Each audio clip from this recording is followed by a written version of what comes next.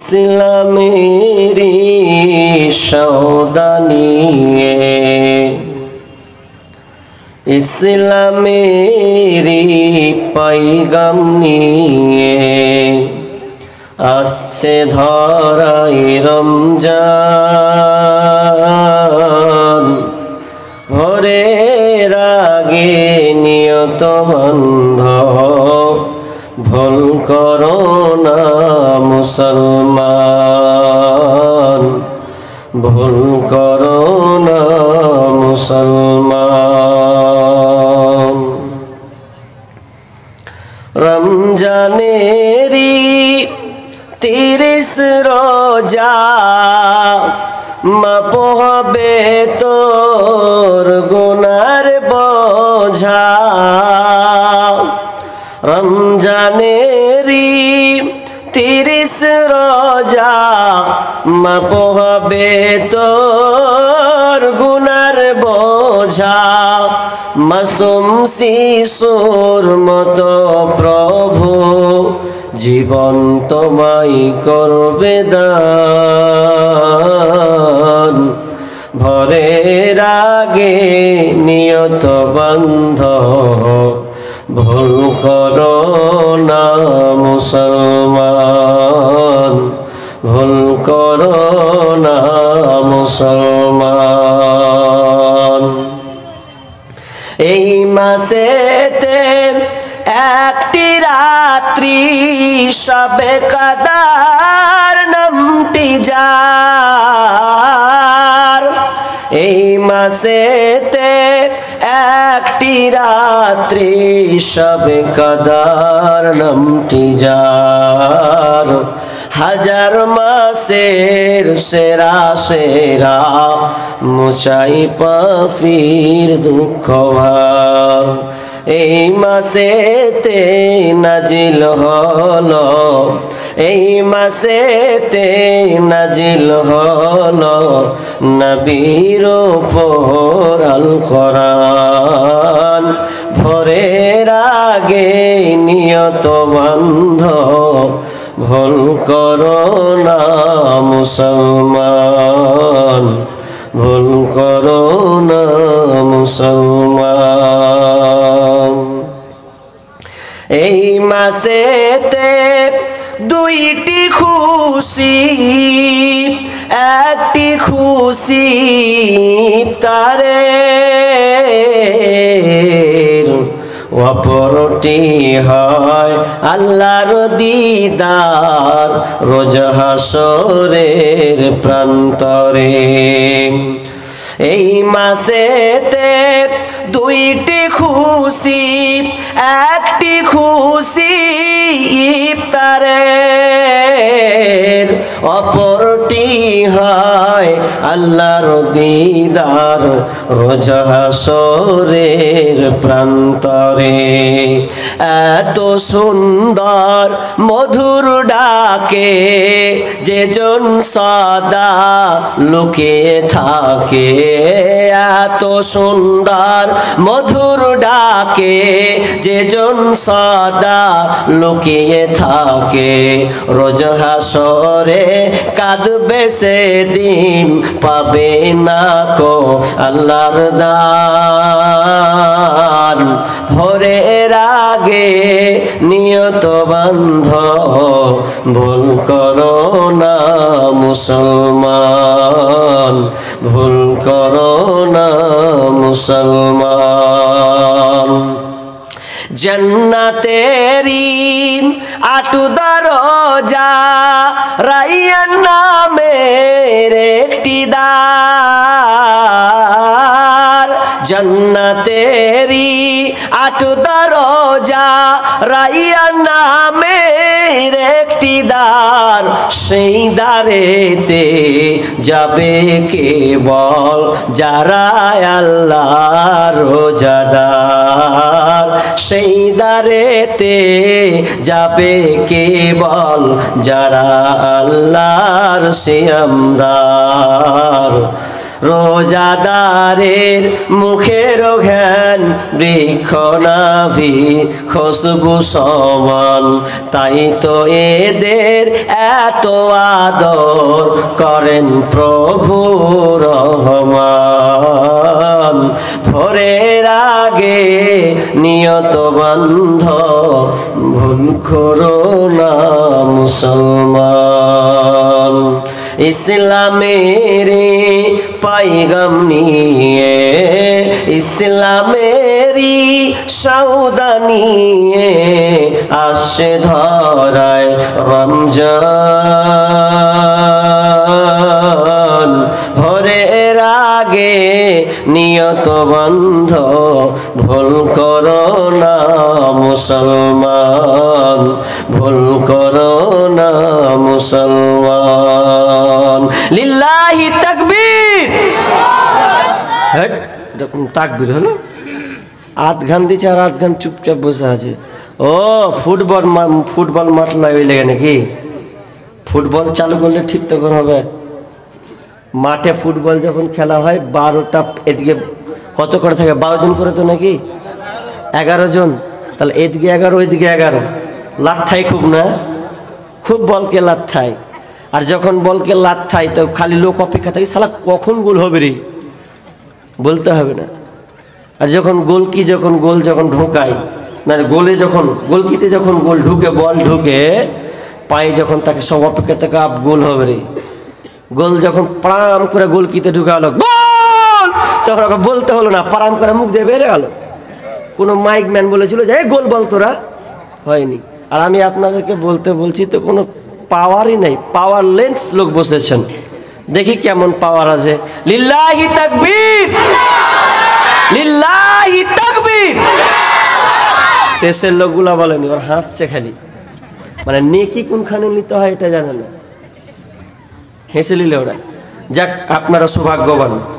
উপস্থিত সম্মানীয় সুযোগ্য আজকের এই অত্র সভার স্বনামধন্য সভাপতি, মঞ্চে উপবিষ্ট আকাশের সাদৃশ্য আলেম ওলামাবৃন্দ, দূর দূরান্ত থেকে আগত সম্মানীয় অতিথিবৃন্দ, আমার সম্মুখে বসে থাকা দিনদার ইমানদার মমিন ভাই সকল, এবং প্রজেক্টের মাধ্যমে দেখনে বলি দিনদার ইমানদার মা ও বোনেরা, প্রথমে সেই মহান মনিবের দরবারে প্রশংসা জ্ঞাপন করব, যেই মহান মনিব আজকে গ্রামে প্রায় জায়গায় তো জালসা হয় মেলা নিয়ে, খুব খুশি হয়েছে, এত খুশি হয়েছি যা বলার কথা নয়, যে আমাদেরকে মেলা মুক্ত একটি প্রোগ্রাম যে করার আল্লাহ সুবহানাহু ওয়া তাআলার সুযোগ করে দিয়েছেন। সেই মহান মনিবের দরবারে আমরা একটু প্রশংসা করি ভাই, সকলে বলেন তো আলহামদুলিল্লাহ। অতঃপর শান্তি বর্ষিত হোক সকল নবীদের উপর, বিশেষ করে আমাদের শেষ নবী জনাবে মুহাম্মদুর রাসূলুল্লাহ, বলুন সাল্লাল্লাহু আলাইহি ওয়াসাল্লাম। আমি আপনাদের সম্মুখে মহাগ্রন্থ আল কোরআন থেকে 2টি আয়াত পড়েছি আর 2খানা হাদিসে নববী পাঠ করেছি। এই আয়াত এবং হাদিসকে সামনে রেখে আজকের আলোচ্য বিষয় রমজানের প্রস্তুতি। সামনে রমজান আসছে, আরে কটা দিন বাকি আছে। তো রমজান যে আসবে, এই রমজানকে আমরা কিভাবে স্বাগতম জানাবো? যদি আপনাদের এখন ভারতবর্ষের কোনো নেতা, প্রধানমন্ত্রী হোক, রাষ্ট্রপতি হোক, যেই বড় বড় নেতা এমএলএ এমপি যখন আসে, তখন তাকে স্বাগতম জানানোর জন্য অনেক কিছু প্রতিক্রিয়া নেই, অনেক কিছু তারা আয়োজন করে থাকে। তো এটা তো মামুলি জিনিস, আরে নেতা আজ আছে কাল যাবে, ফুটে ভ্যানিশ হয়ে উড়ে যাবে। কিন্তু রমজান মাস এমন একটা সম্মানিত মাস, এমন একটা বরকতময় মাস, যেই মাসটা যদি আসে তাহলে এই মাসটার জন্য আমাকে কি করা লাগবে? কারণ যেই কাজের প্রস্তুতি বেশি, যেই কাজের প্রস্তুতি আপনি ভালো করবেন, ওই কাজের রেজাল্ট তত ভালো হবে। যে কোনো কাজ আপনি যদি আগে থেকেই স্যালেন্ডার হয়ে যান, আগে থেকে মজবুতি নেন। আজকে জালসাটা হয়েছে, এই জালসাটা হওয়ার জন্য এর পেছনে অনেক পরিশ্রম হয়েছে না হয়নি? হয়েছে। কথা বলা লাগবে। কোলাগাঙ্গার সঙ্গে আমি এভাবে বলতে পারি না, কথা বলতে হবে কিন্তু। আর না বললে আমার বক্তব্যের ডোজ কমবে আস্তে আস্তে। কি বলছিলাম? যে প্রস্তুতি আগে গ্রহণ করেছে। আপনার বাড়িতে আর একটা উদাহরণ ছোট্ট করে, আপনার বাড়িতে মেহমান আসবে, মেহমান যখন আসে তখন আমি প্রস্তুতি নিই। কি প্রস্তুতি? এই অমুক আসবে রে, একদম দেশি মাংস নিয়ে, একদম মাছ নিয়ে আয়, যে মাছ খাবে মাছ। সকাল থেকে নাস্তার ডিম, আন্ডা, মানে মিষ্টি ভান্ডার, সব কিছু মিষ্টান্ন ভান্ডার করি। কেন? যাতে মেহমানে যাতে কষ্ট না হয়, তাই তো? মেহমান যাতে আসে, এই জন্য আপনি পুরো ভালোভাবে পরিকল্পনা করেন যাতে মেহমান খুশি হয়, সন্তুষ্ট হয়। তো তার জন্য যদি আপনি এত আইটেম করেন, তো সামনে রমজান মাস আসছে, এর জন্য আপনাকে প্রস্তুত করা লাগবে কি লাগবে না? লাগবে। প্রস্তুতি গ্রহণ করতে হবে। কি কি প্রস্তুতি গ্রহণ করতে হবে? এক একটা আলেম অনেক, কেউ 10টাকে 12টাকে 15টাকে 20টা, আমি আজকে শুধু নিব 5টি। কটি বললাম? 5টি প্রস্তুতি খুব সংক্ষেপে বলার চেষ্টা করব, এবং কিছু আপনাকে রমজানের ব্যাপারে কিছু টিপস দিয়ে যাব। এগুলো নিয়ে অন্তত বাড়ি যাবেন। আদায় অনেক হয়েছে, যদি দেওয়ার মন থাকে শেষের দিকে ইনশাআল্লাহ দিবেন, তার জন্য আমি দোয়া করব। নেকি আপনারা নিজেই উঠালেন, এটা আপনাদের আজকের জন্য অফার।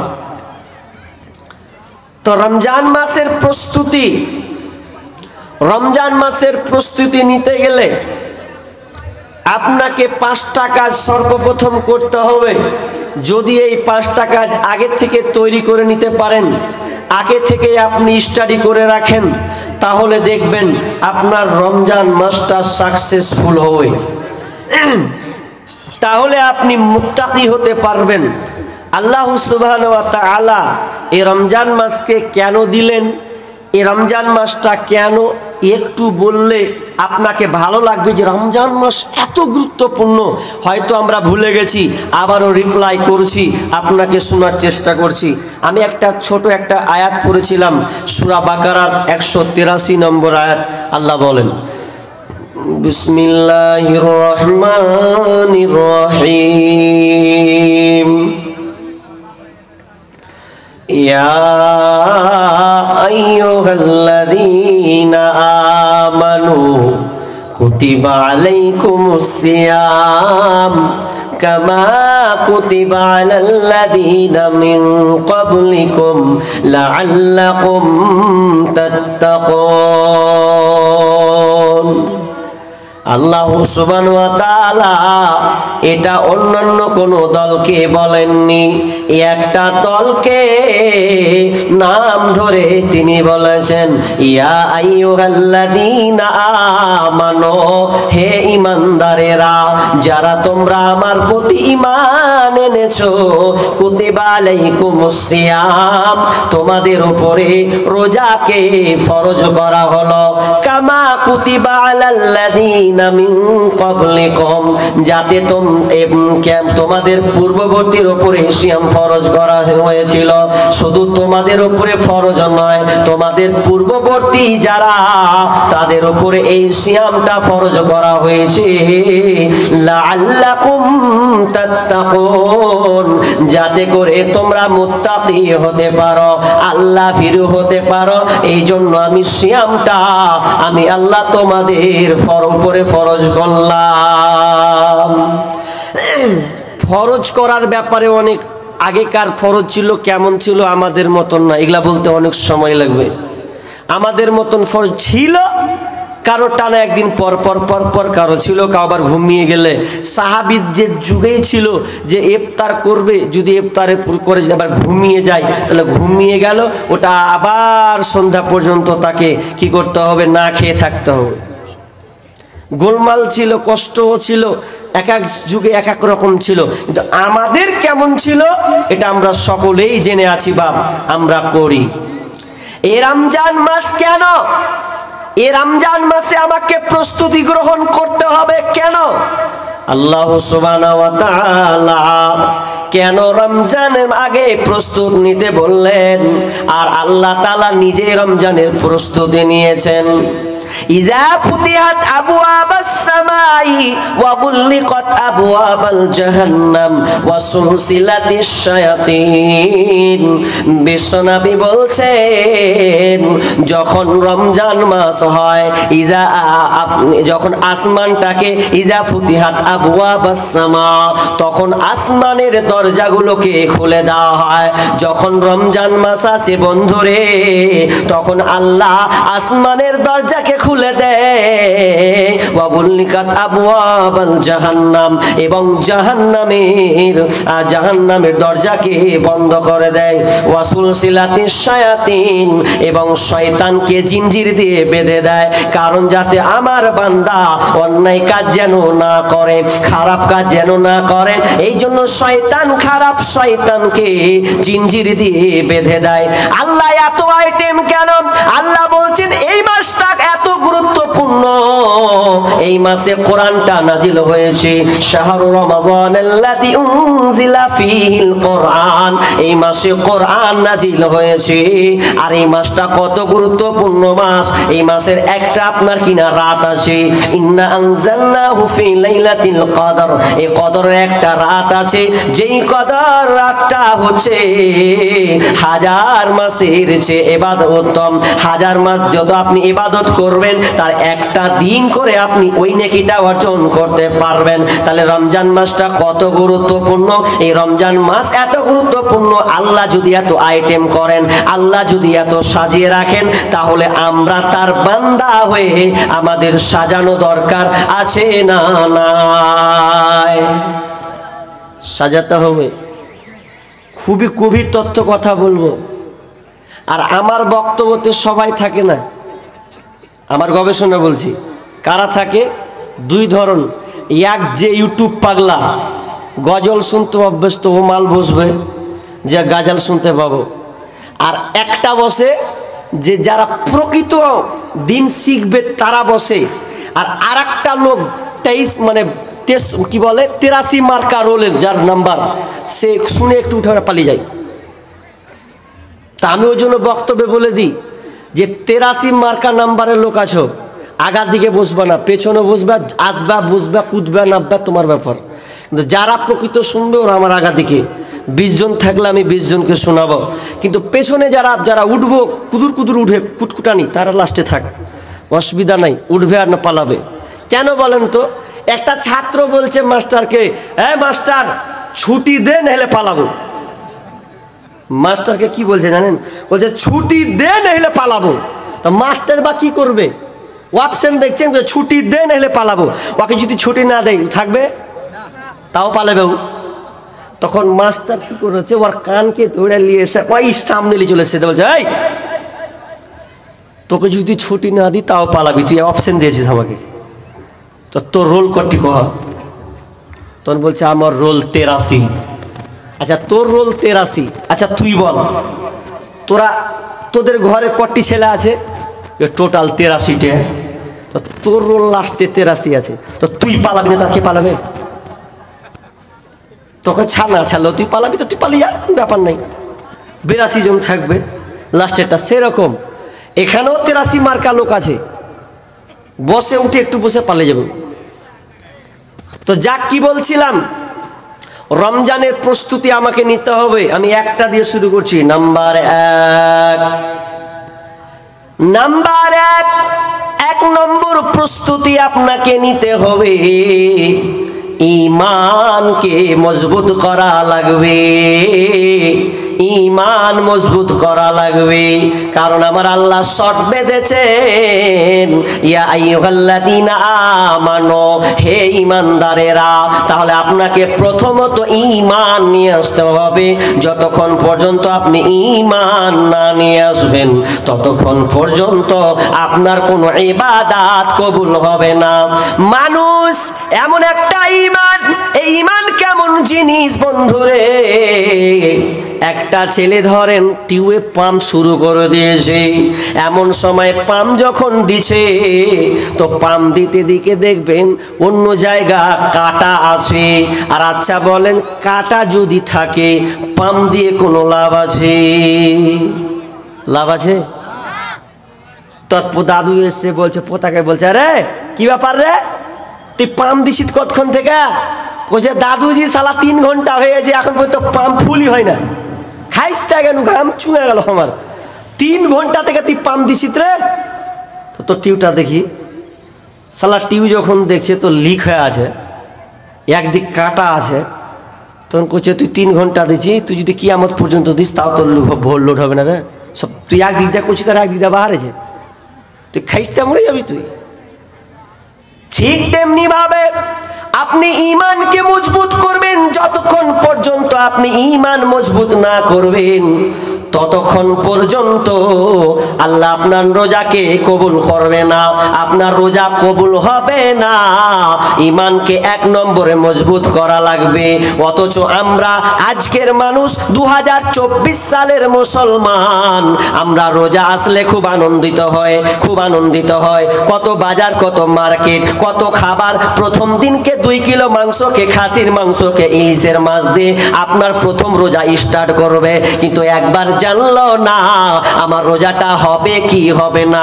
আল্লাহ বলছেন আগে ঈমানদার হ, তারপরে তুই রোজাটাকে রাখার চেষ্টা কর। যদি তুই ঈমানদার না হস তাহলে তোর কোনো তো রোজা কবুল হবে না। ছোট্ট একটা জিনিস, আমি যে কথা বলছি, হাত পা নড়াচ্ছি, হ্যাঁ হু দিচ্ছি, আচ্ছা আমার কি আছে বলে কথা বলতে পারছি বলেন তো? আত্মা। কি বললাম? জোরে বলেন, কি বললাম? আত্মা যদি না থাকে আপনি রচনা করতে পারবেন? পারবেন না। একটা কথা বলি আপনাকে, আপনার বাপ আজকে জীবিত ছিল, কালকে মারা গেল, অথচ যখন মারা যায় তখন সবাই কান্না করে, আব্বা তুমি চলে গেলে। বেটি বলে বাপু চলে গেলে, স্ত্রী বলে স্বামী তুমি আমায় ছেড়ে চলে গেলে। আপনার সবাই দাবি করে, সবাই কান্না করে, কেন কেন? আব্বাটা পৃথিবীতে নাই। আমি বলছি কি ব্যাপার, কাঁদছো কেন? বলছে দেখো আব্বা মারা গেছে। আমি বললাম কই তোমার আব্বা মারা গেছে? তোমার আব্বা তো শুয়ে আছে, সবই তো আছে, হাত আছে, পা আছে, চোখ আছে, কান আছে, সব কিছু তো বডি আছে, এরপরে কেন তোমার আব্বা কিভাবে মারা গেল? তার মানে ওর আব্বা মারা গেল মানে ও নড়াচড়া করতে পারে না, কথা বলতে পারে না, তার মানে ওর আত্মা নাই। যতক্ষণ আত্মা ছিল ততক্ষণ আব্বা ছিল, যতক্ষণ আত্মা ছিল ততক্ষণ মা ছিল, যতক্ষণ আত্মা ছিল ততক্ষণ বিবি ছিল, যতক্ষণ আত্মা ছিল ততক্ষণ আমার ছেলে ছিল। আর আত্মা নাই মানে তার কোনো মূল্য নাই। খাঁচার ভিতর অচিন পাখি, পাখি কেমনে আসে যায়? খাঁচার ভিতর অচিন পাখি, পাখি কেমনে আসে যায়? চিনতাম যদি পাখির মন, আমি বেরি দিতাম পাখির পায়। খাঁচার ভিতর অচিন পাখি, পাখি কেমনে আসে যায়? মানুষ জানে না আত্মার কত দাম। যতক্ষণ আত্মা থাকবে ততক্ষণ আপনি চলতে ফিরতে পারবেন, আর আত্মা যখন ভ্যানিশ হয়ে যাবে, প্রাণ পাখি উড়ে চলে যাবে, সেদিন আপনার কোনো উপায় থাকবে না। মরণ পাখি যেদিন এসে করবে ডাকা ডাকি, থেমে যাবে জীবন তোমার, বন্ধ হবে আঁখি। ওরে মন,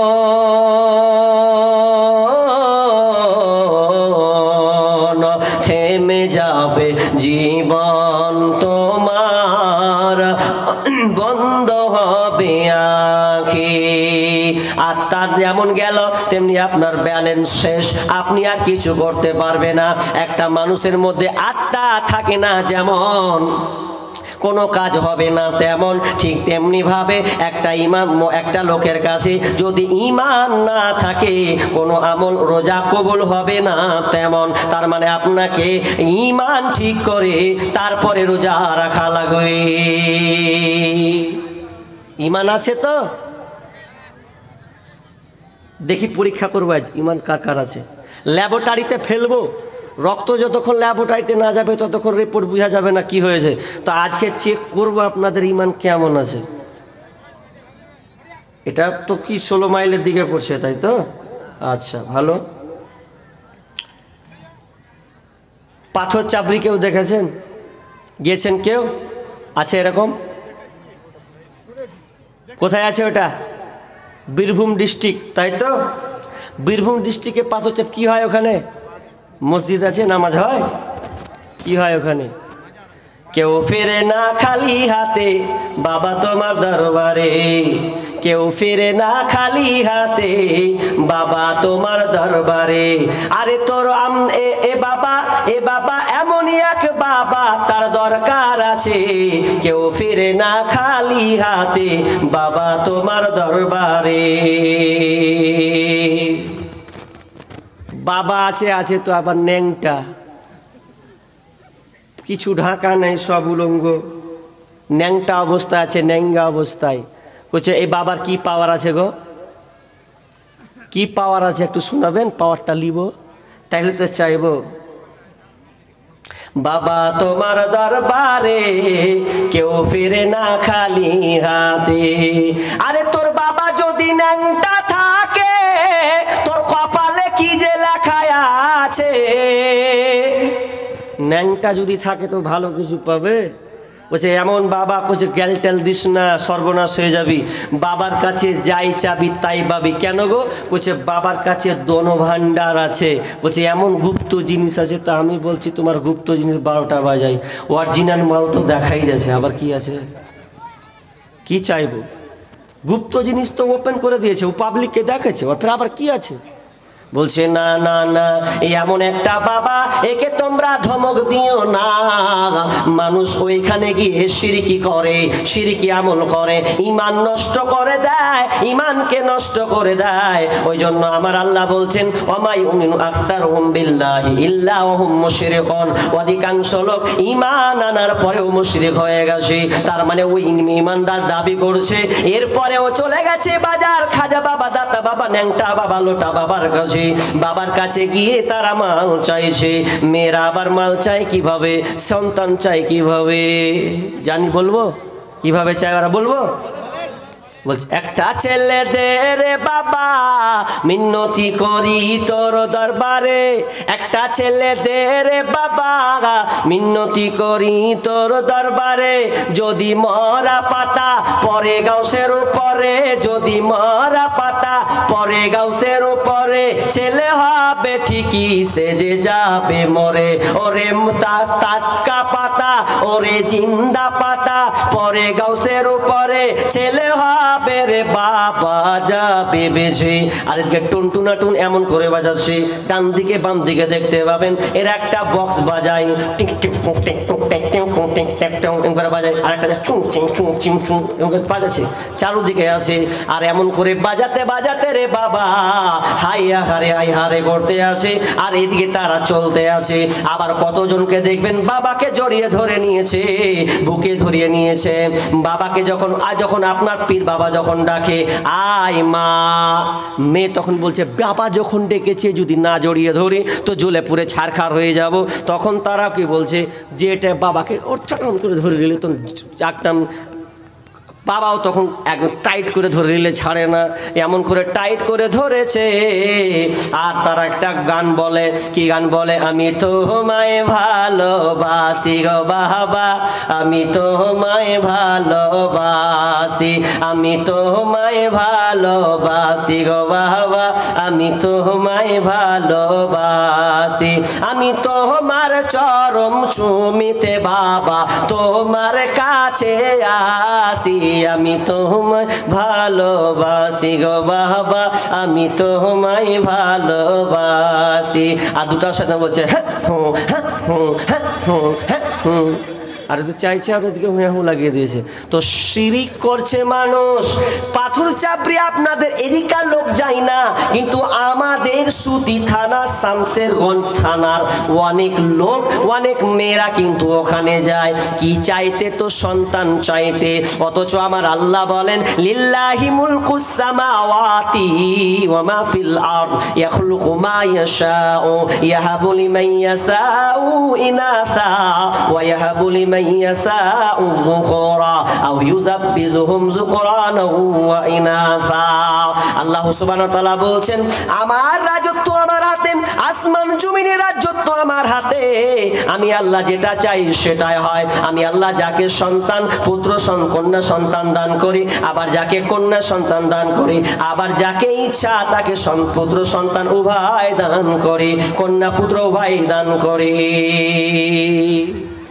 শিরিক করা যাবে না, শিরিক থেকে ফিরে আসতে হবে। শিরিক কত মারাত্মক জিনিস। একটা শিরিকের ব্যাপারে আর বলতে যাচ্ছি না, ছোট্ট করে একটা কথা বলি। শিরিক কত ভয়াবহ পাপ।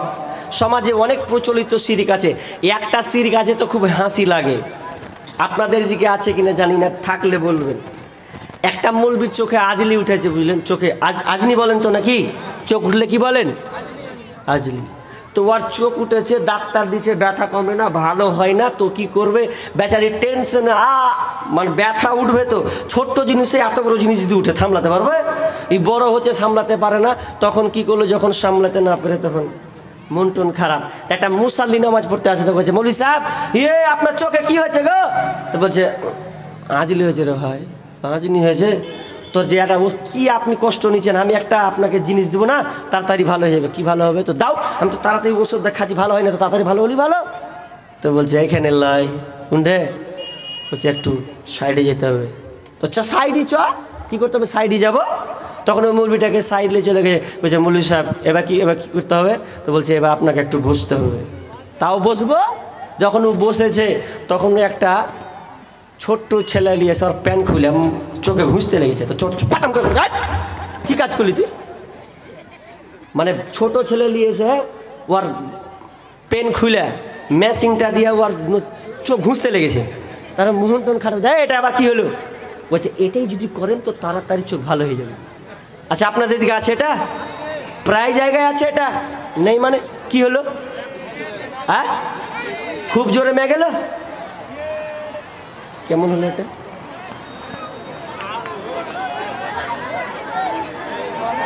এই বসেন ভাই বসেন। এত জোরে বৃষ্টি হলো মানে? কই শীত পড়ছে রে ভাই, এটা উঠছে তো। বসেন বসেন বসেন। বৃষ্টি এখানে হবে না, আমাদের আল্লাহ মশাইবান যেখানে বৃষ্টি হয় ওখানে আল্লাহ ওখানে দিবেন বৃষ্টি। আপনারা বসেন বসেন। ধৈর্য ধরেন, দোয়া করেন আল্লাহুম্মা হাওয়ালাইনা ওয়ালা আলাইনা। বৃষ্টি বন্ধ হয়ে যায়। আল্লাহুম্মা হাওয়ালাইনা ওয়ালা আলাইনা, আল্লাহুম্মা হাওয়ালাইনা ওয়ালা আলাইনা, আল্লাহুম্মা হাওয়ালাইনা। একটু বলেন, দোয়া বলেন। চালাবো বলতে কিভাবে চালাবো রে ভাই? দেখছো